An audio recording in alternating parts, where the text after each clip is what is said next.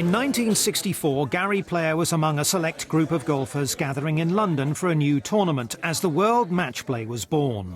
They line up for a distinguished picture. First, Arnold Palmer. There's a big smile there somewhere, Arnold. All the players wear a specially designed World Match Play blazer in navy blue with a gold badge. It was far from an exhibition. It was probably one of the most tense, fierce competitions, the World Match Play Championship played at Wentworth in England. Half a century after that inaugural tournament, the Volvo World Match Play Championship returns to England this October. The tournament was conceived by IMG founder Mark McCormack as a showcase for the players he managed, especially the big three of Player, Palmer and Nicklaus. Palmer won the first event in 1964, but after that, Player dominated.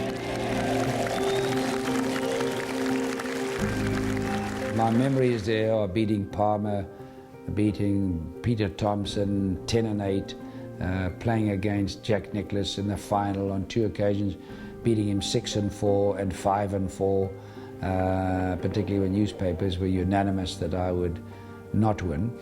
And so I've got great memories of that. Player was the ultimate competitor, and nothing motivated him more than beating his great rivals. He defeated Nicklaus in the final in 1966 and again 5 years later. Player also recorded the greatest comeback in the history of the tournament. Some have called it the greatest comeback in the history of the sport.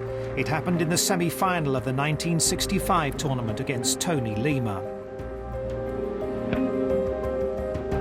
Being 7 down to Tony Lima after 18 holes and hooking the ball a bit, he went in for lunch. And all the press had said, well, you've beaten the man who's won the World Match Play on a lot of occasions and you're going to win today. And I went out to practice without lunch to get rid of the hook, and I got on the first tee and hooked it in the bush. So I went 7 down, and then I got a lot of birdies and came back in almost 64 or 65 and won on the 37th hole. So, wow, you know, when you're 7 down and you can still win. And I remember a man walking behind me in the gallery saying, let's go and watch another match, this match is over. And I turned around and I said, that man, it's not over until the fat lady sings. Oh, right in the middle. How many of us could have done that? And when you believe 20 years later, I got a letter from this man who, in this time, he'd studied and became a dentist, and said, it taught me a great lesson in life, never to give up, which was rewarding. Player's fifth and final title came against Graham Marsh in 1973, after a memorable final that stretched to a record 40 holes.